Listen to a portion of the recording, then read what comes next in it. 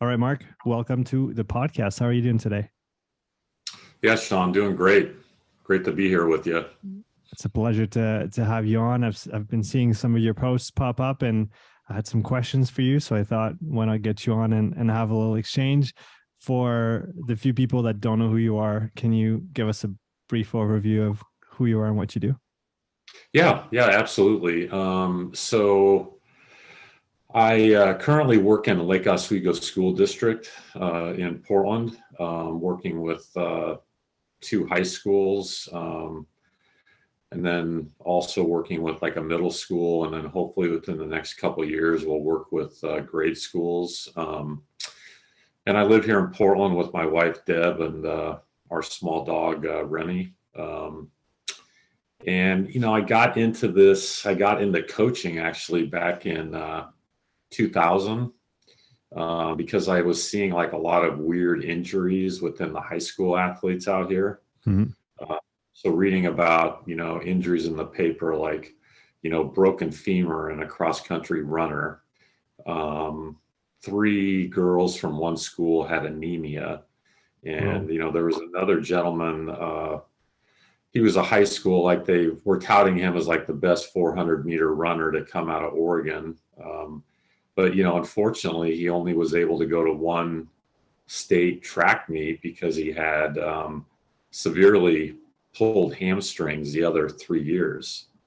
wow. And so me growing up, I think I sprained my ankle a couple times, and my friends never had those injuries. And I'm like, okay, something's wrong here. And so I started researching and then applied it to myself for like 3 years, and then volunteered at a high school, the high school I went to see if I could, take the training methods that I had learned and apply them to a population that should not be having these injuries. And that's how I got started in kind of the journey as a coach. And then I quit my job that was paying me money and opened my own training facility in 2003, which performance training center. And then for the next 13 years, I, was working with athletes daily, all types from, sixth, seventh graders all the way up to my parents, who were in their 70s, and just applied my craft from, a lot of great coaches that I had learned from throughout the years. And then for 4 years, I worked for Omega Wave, so heart rate Mhm. variability. And that was a great experience. So I was selling the product, but then also got to work with teams and individuals. And, that kind of gave me insight into cultures of teams and, how some of the public facing with some of these teams looks good. But when you kind of pull the curtain up, it's, reality kind of sets in. It was good though. So then you really got to see kind of the challenges of what these people face daily. And then, a couple of years ago, I left that position and then, restarted my consulting and training business. And now it's here you and I sit, and it's 2023. So Yeah, time flies, as we say. I'm interested in your perspective on the upsides and the downsides of operating as a coach in so many different disciplines. If we kind of oppose that to a very specialized coach who will work with one demographic in one sport, from your perspective and all your years on the field, what do you see as the upsides and the downsides of let's say being a generalist? sure. So the upside is you get these daily,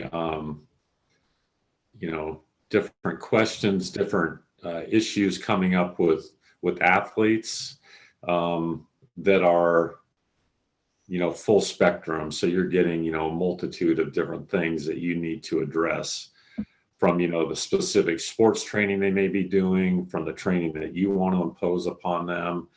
And so as a coach, the reason I like it is it's, a constant learning process, by the day, by the hour, sometimes by the minute. And so you begin to build this big capacity of knowledge that, while general and especially with the younger athletes that I work with, like the specificity just hasn't gotten there yet.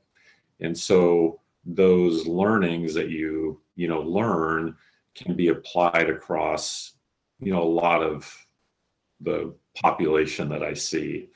And then it makes you think constantly of, okay, how am I going to address this issue in this sport, like alpine skiing? Mhm.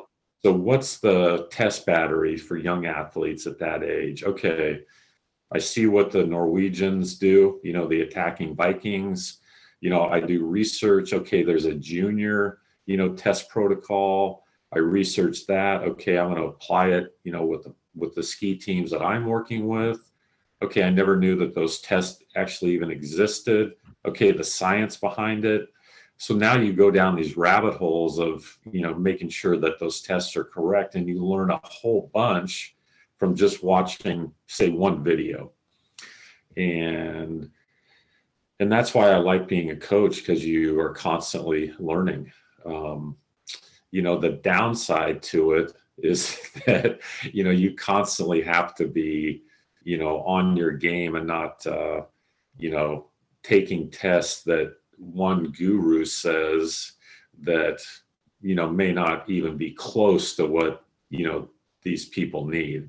So then you have to do more work in order to, get to the right, test. And, at the end of the day, with me, it's okay, I've been doing this now for 20 plus years, and just being a generalist has allowed me to, have these experiences when I address problems to, have a huge dictionary worth of issues I've had to solve in the past that I think give me a upside to, help the athlete. Do you see any downsides to being a generalist?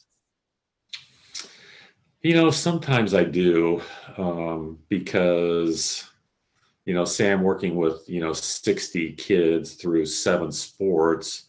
Oh yeah, man, it'd be great if I had 3 athletes that, just were sprinters or, downhill skiers, and man, I could really do this, and, I could get this equipment to do this testing, and, maybe we do more data collection. Okay, I get to travel to, say, they're alpine skiers. Okay, I get to go up on the mountain with them and, say, put a moxie, a couple moxies on them and see how these runs are affecting them from a physiological standpoint. Mm-hmm.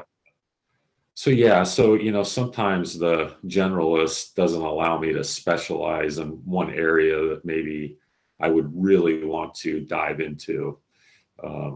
So that I, miss. Could you mention 1 or 2 of those areas that you would be keen at this point in time to dive into if you had the time and the chance? Yeah, I mean, so one would be the alpine skiing. Mm-hmm. And the second one would be like endurance sports, so say cyclists or runners, or specifically the special operations side. And like on the endurance side, like my passion outside of training power speed sports is endurance training. And that's how I got, really interested in the people that you were interviewing, just because I've always loved that. And so, that and tactical athletes, those would be the 2 that I would head into from a very specialized aspect. Going back to training younger athletes, I've often heard the saying that children are not small adults, and so Right. within the coaching and the training, we can't just approach it the same way. So for the population that you're working with currently, so 12 to 18-year-olds, what would you say are some of the ideas that work well in an adult setting that we have to be careful applying to a more youth athlete setting? Yeah, so the one thing that comes to mind is like, overexposure to HIIT training. Mm-hmm. That even at the adult area, I think is overused. But I mean, when we're dealing with these young athletes, the development, say, of the cardiac system or of the heart, or, from a, muscular level, like, and hormonally, like putting this huge amount of stress on them from a training aspect is going to stunt their, ability to adapt, later on. And so being very cautious of understanding the science, understanding the adaptations that we want to occur with them, and then just being very careful not to, apply this very stressful training on them, because they're growing, they're going through puberty. There's, a host of changes that, as a human, they need to go through. And if we're applying some of this really hard stuff, it makes it even more difficult for them. I started with kids at 12, we're talking about their favorite breakfast cereal. And then, all of a sudden they're 21, 22, and I've worked with them now for 9 years, and we're having a beer or something. It's like, okay, this is bizarre that we've known each other this long, but, you have to be very cognizant of that time in between, that you're giving them the best chance that when they get to 18 or 19, if they do have the ability and the skill to go on, that you've really respected Mother Nature in going through that process. And the Norwegians, kind of their long-term program, which I've studied in depth, and I've listened to, Olav was on the podcast a couple of weeks ago, and kind of how he started with Christian and Gustav, and Oyvind Sandbach, kind of listening to his talks about the joy of sport for all, and so all that stuff I'm taking into how I'm working with them. So, do you have any advice on coaches that might feel a little hasty working with youngsters? I feel like working with that age bracket requires a lot of patience on trying to not skip ahead and, do the fancier stuff, do the harder stuff. I really like Keir's saying that when you apply advanced training methods to an athlete that does not necessarily require them, you rob them twice. You rob them of the adaptations they could get from the linear progression, and you rob them from the future progress they could have gotten from that advanced method. So were you always patient working with youth athletes? And would you have some strategies to share to be more patient for the coaches that have a hard time? Yeah.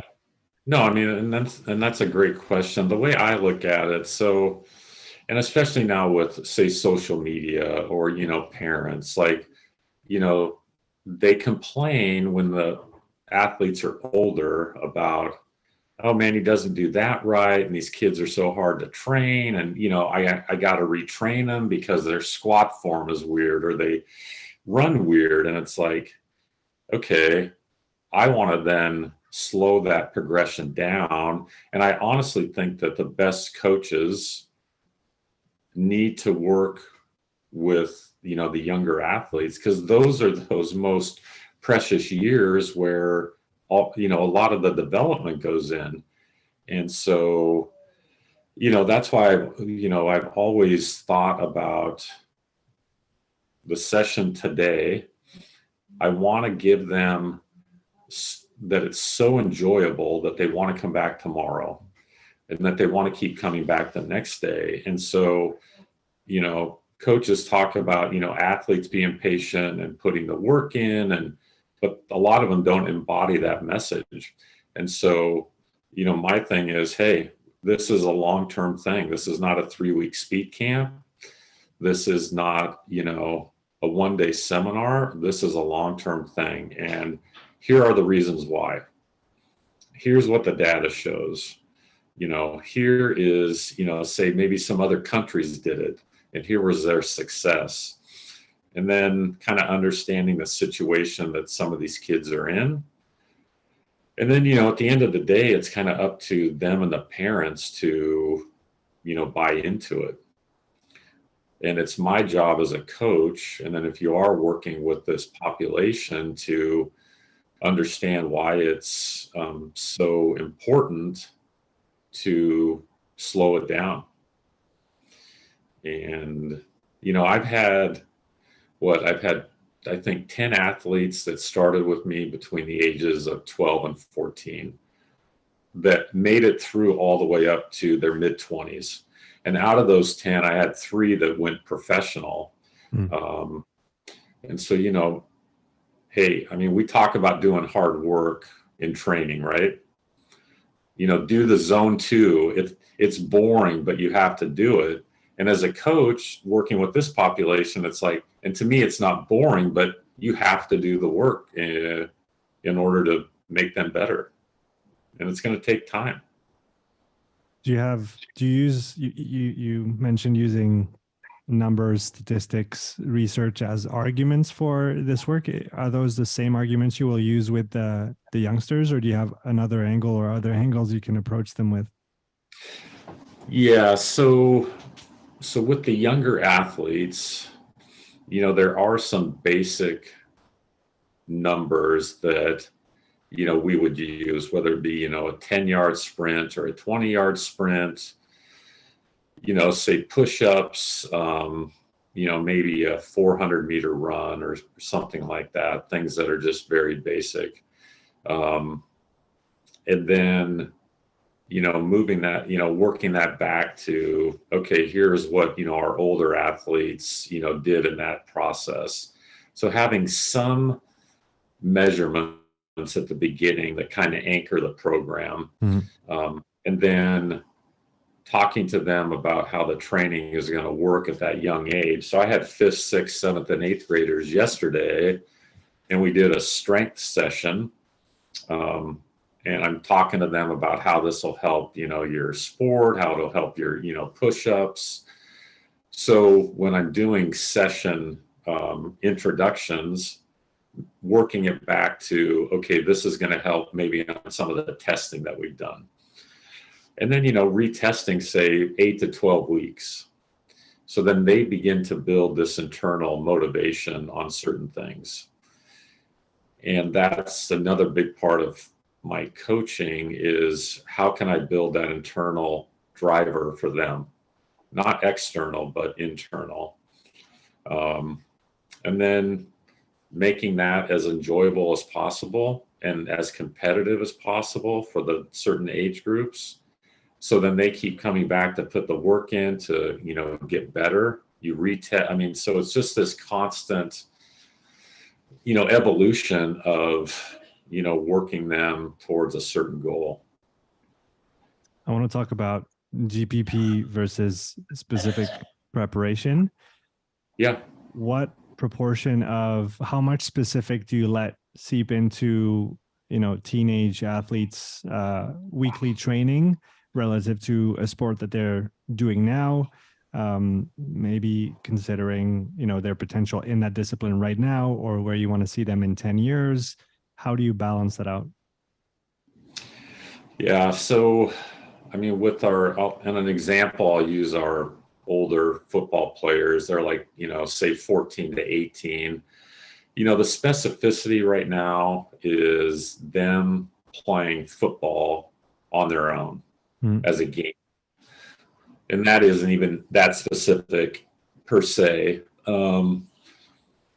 I would say I do some general specific work, meaning like right now, for example, on say barbell squats with some of the athletes, it's like alactic in nature, kind of, and that's how American football is played.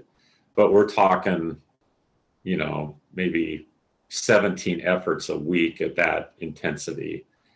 So it's very, I would say, that's maybe 2 or 3%. So it's very small. And then, with them, maybe in the next month or 2, we'll get out of that and go to something else. But then as we get closer to the season, the real specificity comes down to it. And this is for American football, comes down to really surviving practice.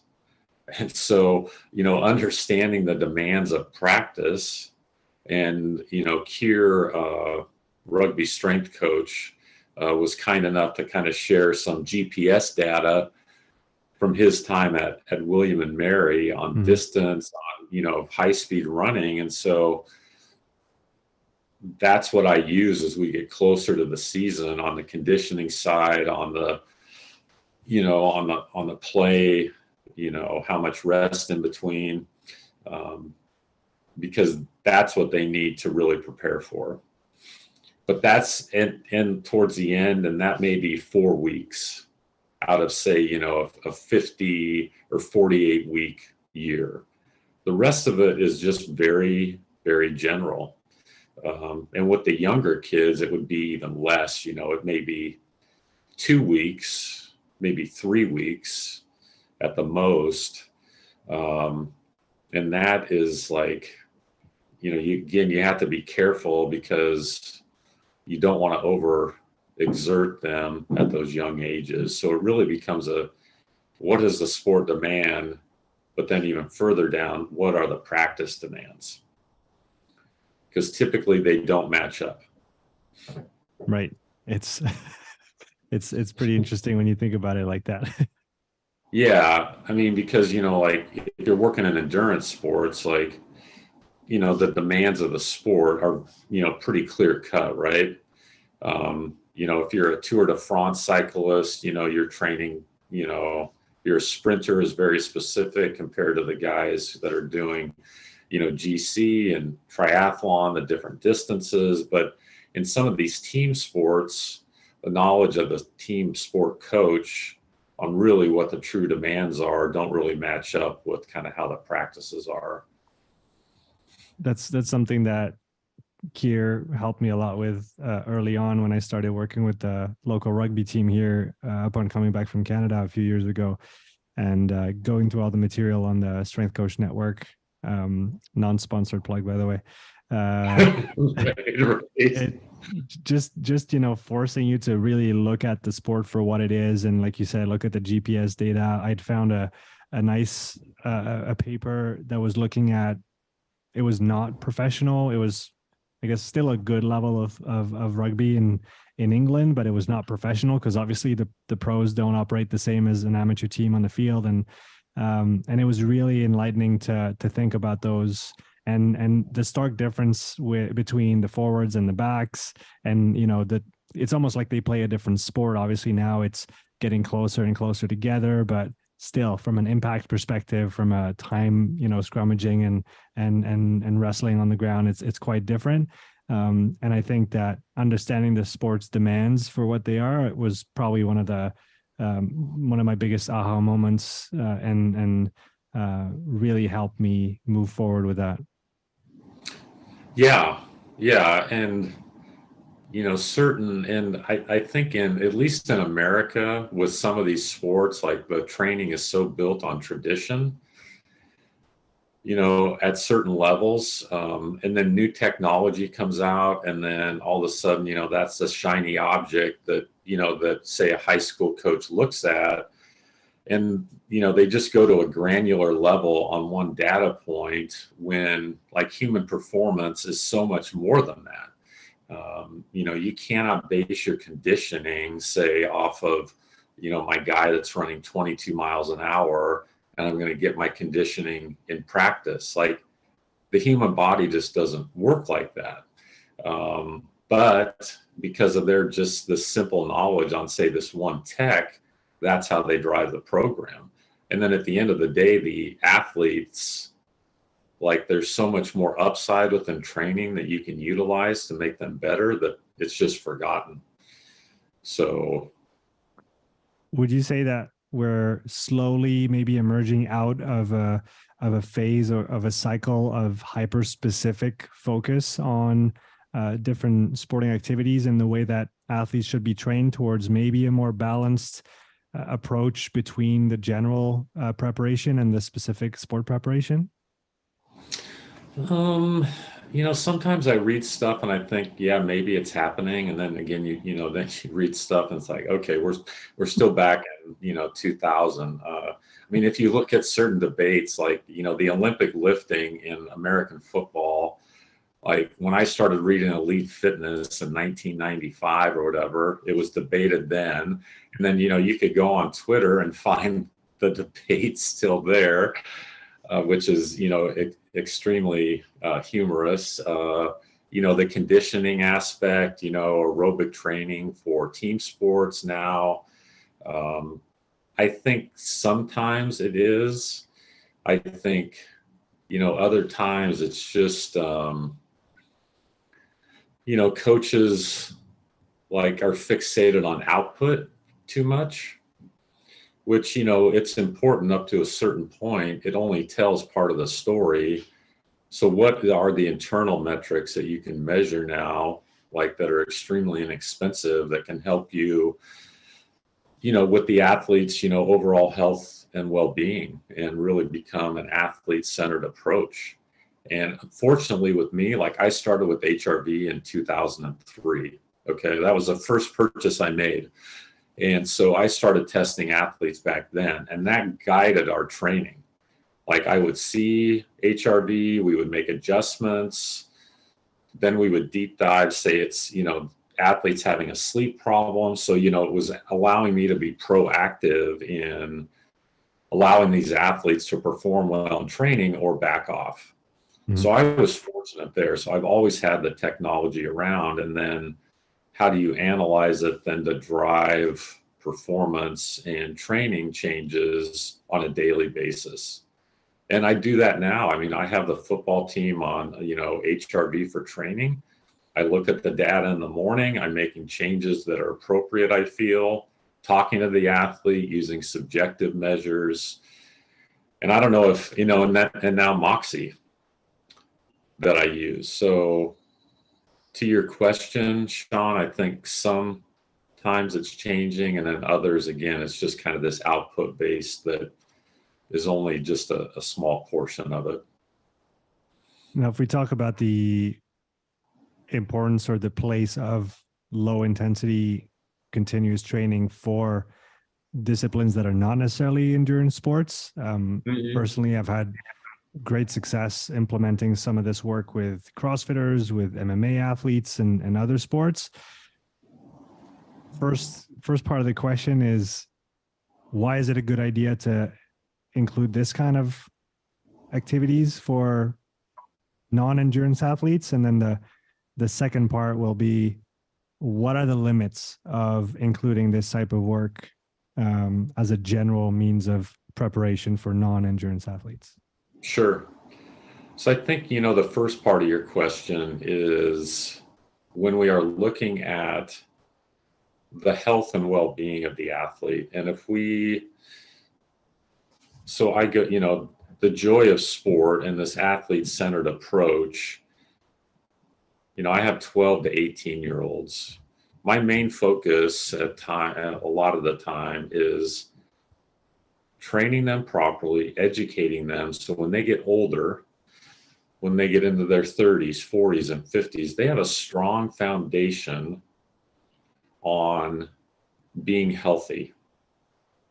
What did they learn from me that they can take throughout their lives to give them the chance to have a healthy life and lifestyle? And that easy training is part of it. And when you look at the HRV of certain athletes within team sports, if we want the guys and gals to come into these high intensity sessions recovered, that training, that easy training, is going to set them up to be better on those harder days. Now, it may not be one day after, it may be two. You're still building that foundation. And from a cardiac standpoint, from peripheral adaptations, recovery within, plays, like if you don't have that aerobic base, that could be your limiting factor. If you don't understand how to train easy when you get older, that could affect your cardiac system. That could affect the way that you sleep for your job. So that's what I think about. And, coaches, like right now, our athletes, our older guys, are running 6,000 yards of tempo a week.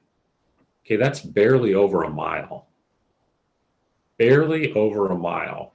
Yet coaches, say on Twitter or Instagram, complain that, oh man, my athletes don't need to condition. I'm like, we're barely running a mile. Like, if these kids at this age cannot handle that, we have bigger issues, right? So that's what I feel why that work is important. And, it doesn't have to be running per se. Like, you can set up, circuits, you can set up, different med ball. So, it's kind of a combination of that. Mm. But if they don't have that, and I can tell on, when I run the HRV on them, the guys that have done it haven't had a lot of it, like their ability to recover is just not very good. Yeah, that's probably the biggest thing that I see is the impacts, the positive impact on recovery, especially for those sports that take a lot of training time. CrossFit, MMA, you have a lot of skills to learn, a lot of different aspects to develop. And the thing that comes back over and over again is I used to be tired on the Thursday. I didn't want to go through my Friday, Saturday training because I was too tired already. But now I can actually handle the training and make that training, more qualitative and actually useful, instead of just keep digging below the surface when you're already, tired and you're at the end of the rope. But you still keep going because it's just written on the program. Right. And as these kids get older, like, they need more volume. And you can't have hit volume, as you know, and your audience knows. Like, you're not going to do 90% of your training at hit, or, within that high intensity zone. Yet some programs still do that. It's like an inverted pyramid where, the base is this little tiny thing of aerobic, and the top, the big portion of it is this high intensity training, and they're just not going to survive. They're not going to be able to get the volume.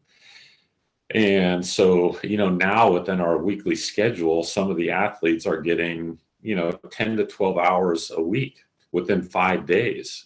But then as you evaluate it through different metrics, through HRV, through speed, those things that you're tracking, they continue to get better. And so long term, you're going to need to inch that volume up. But then you need to inch it up with more of that easy training. And again, coming back to your point, like, if you can't run 7,000 yards a week within 2 or 3 days, then, something is wrong with, how the training is set up. And what was your second part of the question, Sean? It was playing devil's advocate, or maybe contextualizing a little bit and thinking about the limits of implementing this low intensity training for non-endurance athletes. Yeah. So when these kids start out, and maybe today it's, totally different, but, are they getting outside and playing a lot just on their own? And I think we have to assume that they're not.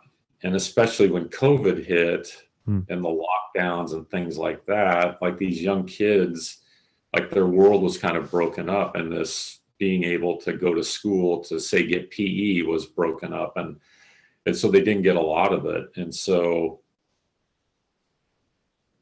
having and implementing this work at these young ages kind of fills those gaps of them not outside playing. That's why within our training model, the more we're outside, the better. So the more that we can do outside, have them exposing, the elements. I mean, our thing is, there's no bad weather, it's only bad clothing. And so, we try to get out as much as we possibly can to expose them, to nature, which is only going to be, positive, and let them explore movement and things like that and be active.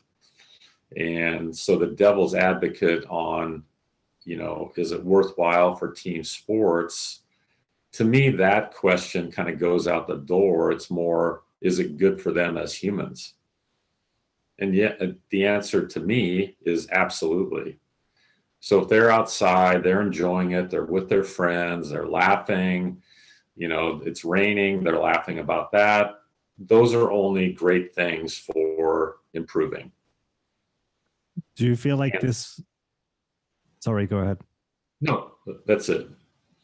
would this work be less important in your mind if we had a less sedentary society and we did spend, most of our waking hours outside, moving, being physically active, or would it still have an important place? Yeah, I think it would still have an important place because maybe the stuff that they're doing, maybe, on their own, they're out and about and they're hiking and riding. Maybe they're not with their friends. But the social aspect to me within the training is like super important. So giving them these opportunities to solve problems on their own within these playtimes, to be able to move through these exercises that are, more specific, say, than when they're outside climbing a tree and things like that. And then, within the game situation, can they, be competitive, solve problems, learn those skills that within a group is important. And so with me, it's also like, how do I train these kids to be leaders? Because coaches want the leaders, right? Yet these kids don't get to practice it. So with me, I'm putting them into situations where it's like, okay, man, you guys today, you're going to write your training. The whole day, you guys are going to work as a group to design your training program.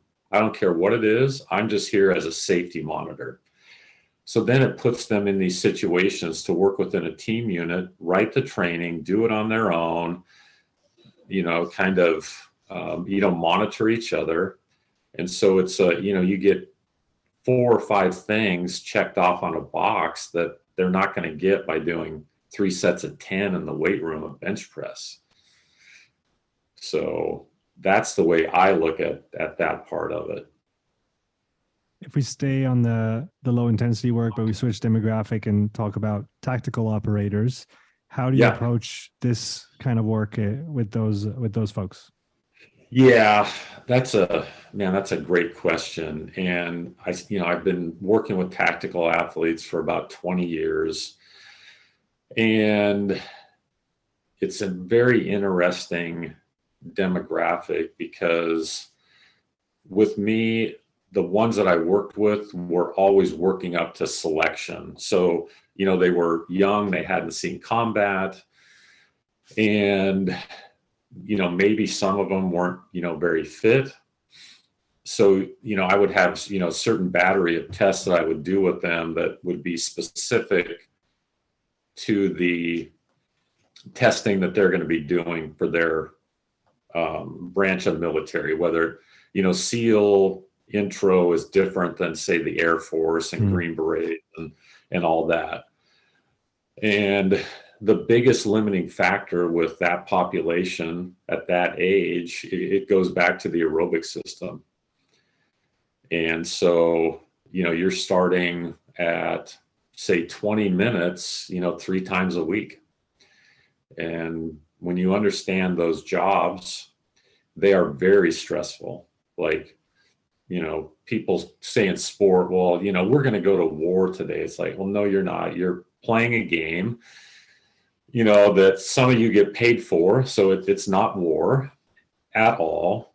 And these guys, like, it is. And so being able to recover quickly within these intense, stressful situations and being able to recover, like, the aerobic system is going to be, a huge driver on that. So the importance of it, being able to walk for long distances with heavy packs, that exposure. So that low zone 1, zone 2 is, extremely valuable. So, I'm doing that with low intensity work. And then you have to see, okay, are the operators heavy?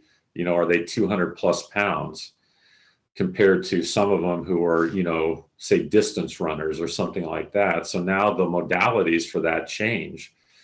It's going to be ski erg, rower, whatever, but still at that low intensity. And I have a guy that I'm working with now. He's in the Air Force looking for, to go into tier 1. And all his training before was extremely high intensity driven. And so we started out with this basic 20 minutes, 2 or 3 times a week. And over the last 18 months, he's built up to 10 hours a week, 12 hours, and of that work, with some weeks, maybe 15 minutes of threshold work. And, he did a ruck the other day for 16 miles with a 50-pound, 40-pound pack. He weighs 210, and his average heart rate was 110. And 2 years ago, he was bonking at 135. So, as you work with these guys for a long time, you begin to see the changes just within their ability to handle this easy work and recover from it.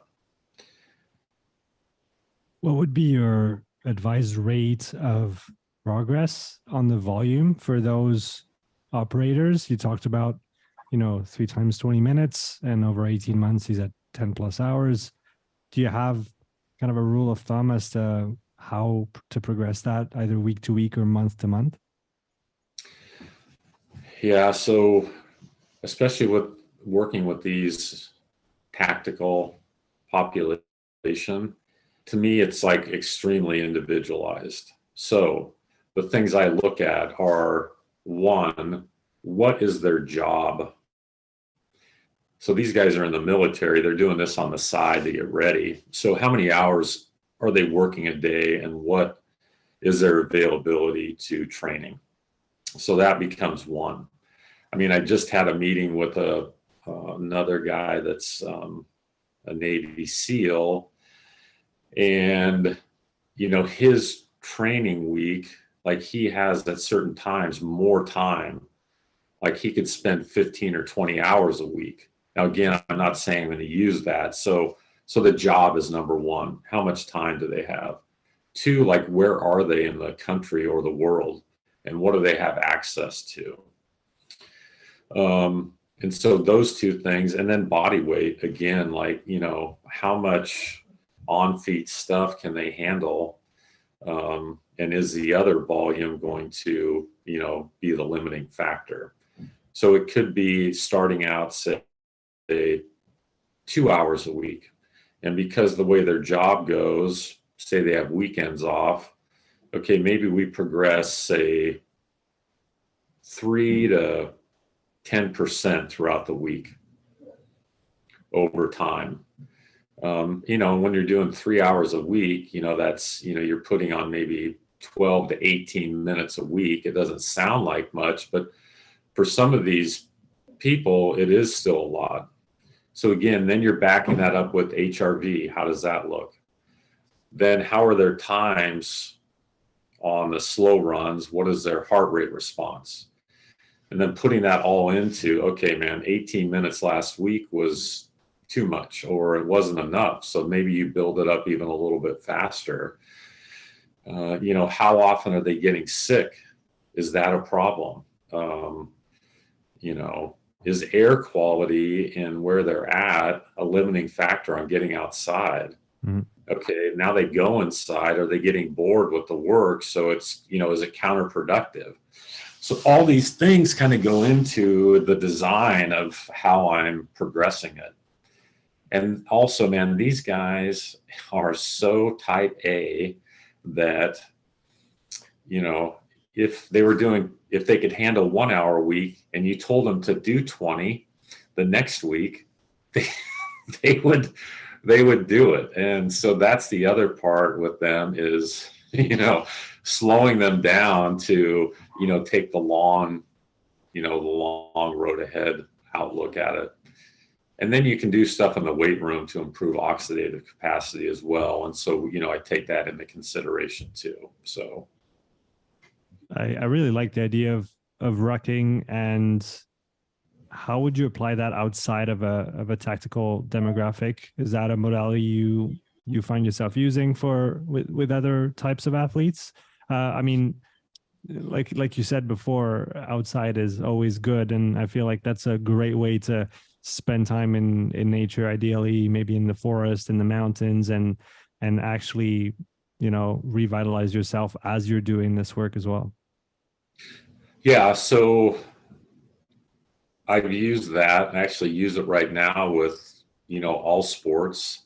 And sometimes if, obviously we don't have the availability to go outside, then they can use a treadmill, with, their backpack. I mean, there's a lot of ways to, utilize, and uphill walking, is just a great modality. I've used, Nordic walking poles, with athletes as well. Mm-hmm. So different sports, like there's a lot of ways to use that to allow them to get higher volumes of that easy work. And they think, well, it's not specific, blah, blah, blah. It's like, it doesn't matter. The modality does not matter at that work. Just get out and work. Just do the work. And walking, like, is another, like, I've had kids that just were not very fit. And so, on the weekends, it's like, okay, go for an hour walk, go for a 30-minute walk, multiple times throughout the day to get that work in. And then once they start seeing the improvements, like the buy-in to then everyone around them becomes even greater. Is time the only limit to this type of work that is able to, or that is going to be valuable for non-endurance athletes? Do you see an upper limit to the weekly volume that, let's assume that there is no, that somebody has all the time in the world to train and to recover from it? Is there an upper limit that is different than for endurance sports for non-endurance athletes? Yeah, that's a great question. And so I'll start with like how I use the Moxie right now with this population. So, there's some coaches that have written books that say, extensive tempo, let's do it at 20 seconds or 26 seconds. And they run it and say you don't have any heart rate, anything. You just tell them to go on a talking pace. And again, that's a whole nother, talk about, how you can monitor intensity without monitoring. Mm. So they go out and they run it. And then, you put the Moxie on them and say, okay, run at that intensity. And I'm talking kids that are, say, 14 to 18 years old.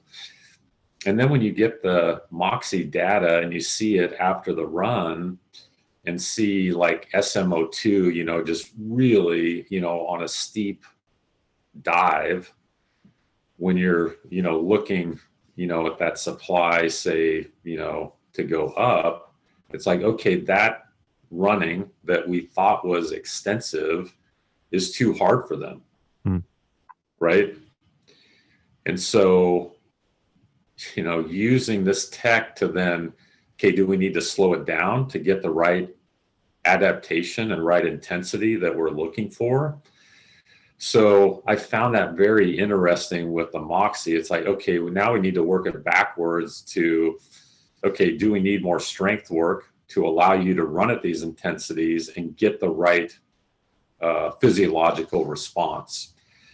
So with this population, and I have two athletes that again, it's N equals 2, that we've been building on this to where, okay, at the beginning, it was, they could handle 1,500 yards a week.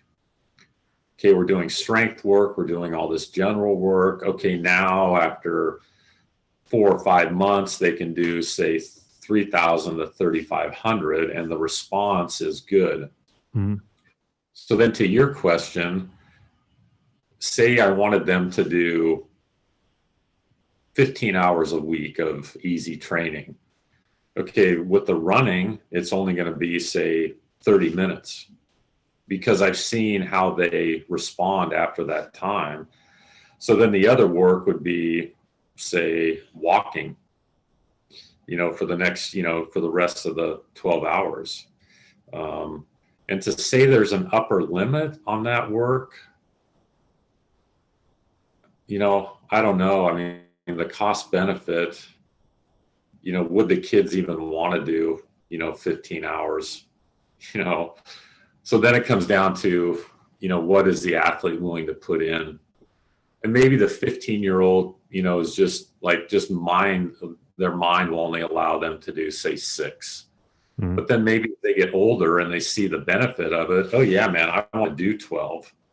So kind of, each athlete and each individual, and that's why I talk to them constantly, asking them questions. There's some of these power athletes where, 3,000 yards a week is plenty for them. And they're not going to forcing them to do 12 is going to backfire on you.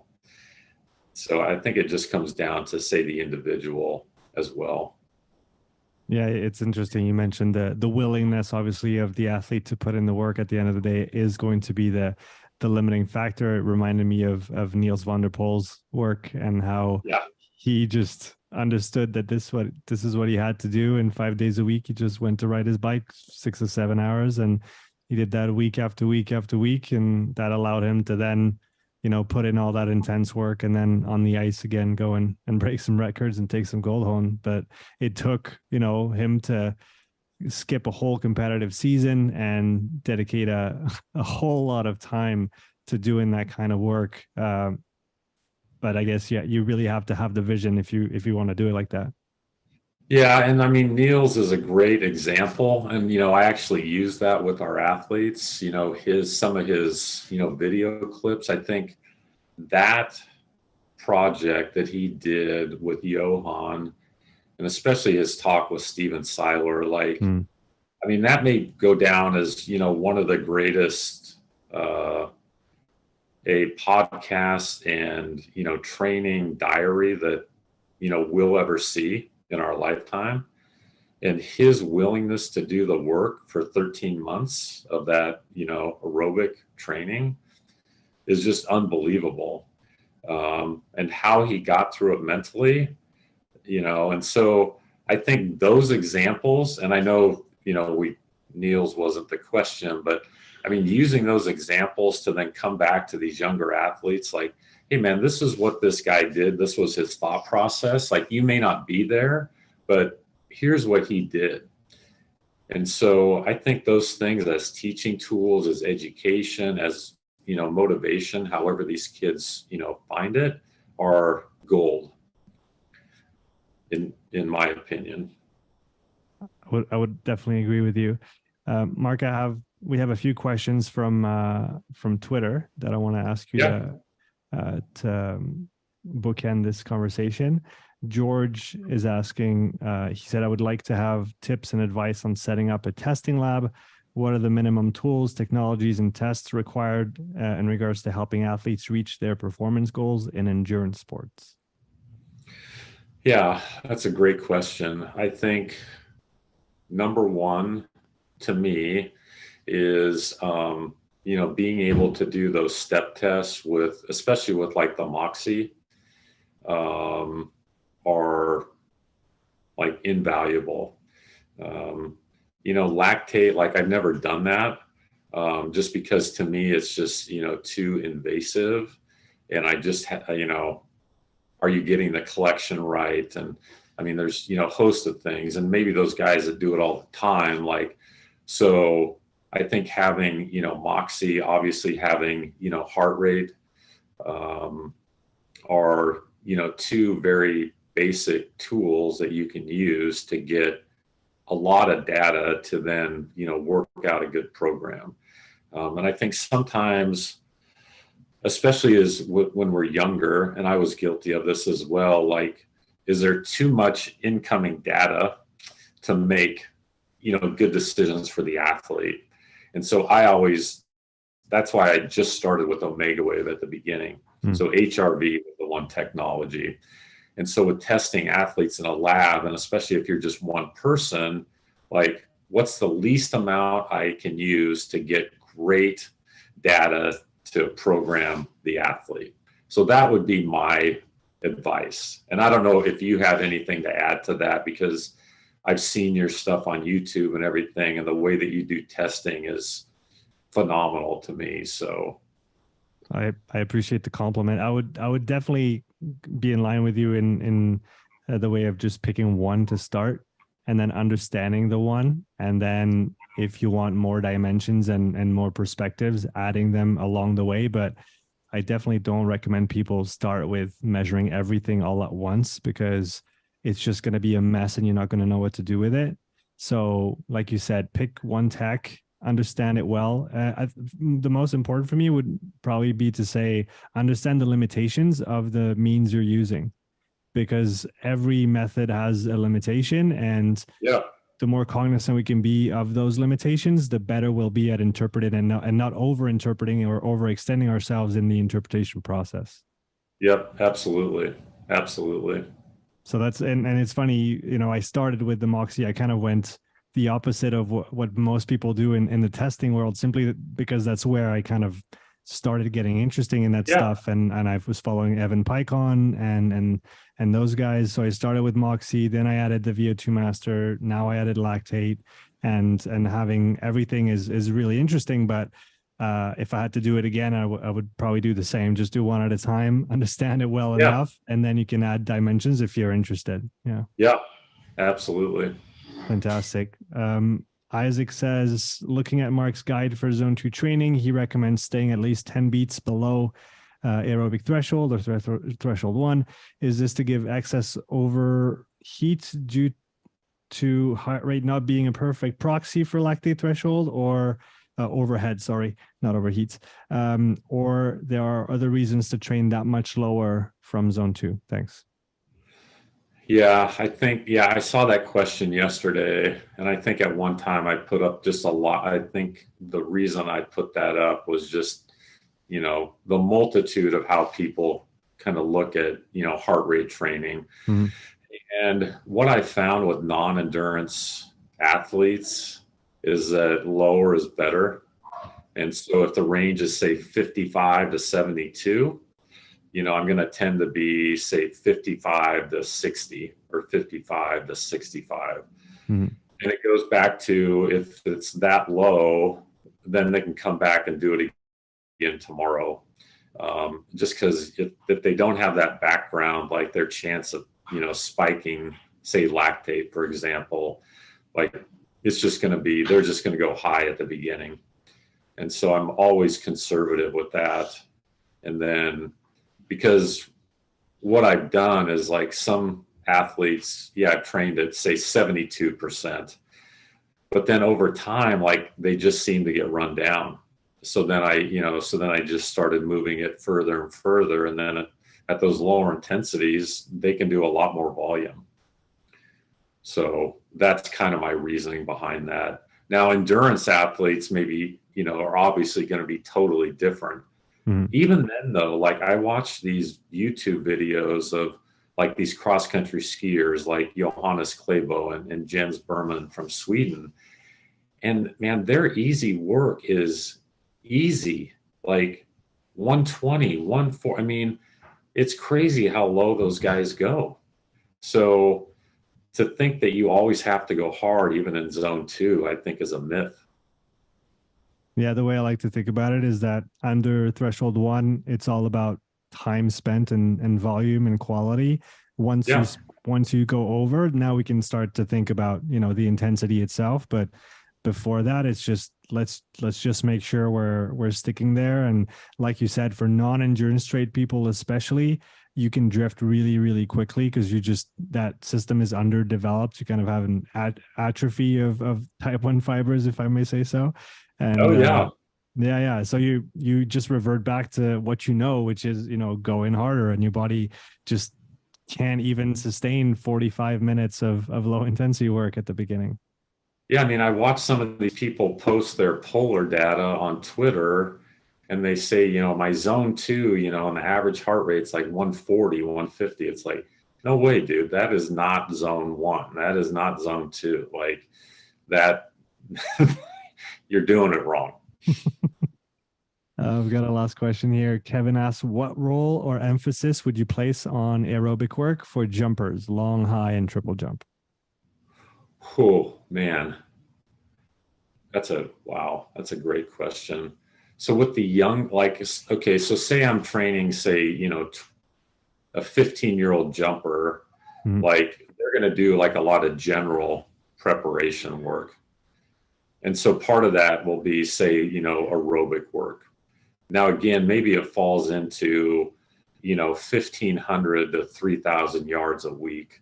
But then all the general work, like you're going to get that zone 0 to zone 2. But say it's in general strength circuits or, body weight circuits, or even in the weight room. And even the jumping for some of those athletes, the multiple reps that they do will kind of fall into that category. Now, the older, more experienced jumpers, say you're in college and say you're jumping 7.4, I have no idea. Like, is that work necessary for them? Is it like 2 days of like 500 yards? Like, I have no idea. But when they're younger, I would say that they just need a little more just to build those, aerobic capacities. So younger, be easier for me to train. Older, I probably wouldn't take that job. Kevin can have it. Kevin can have it. Here you go. Mark, I want to thank you for today. It was a lot of fun exchanging with you and getting to know your philosophies a little bit more.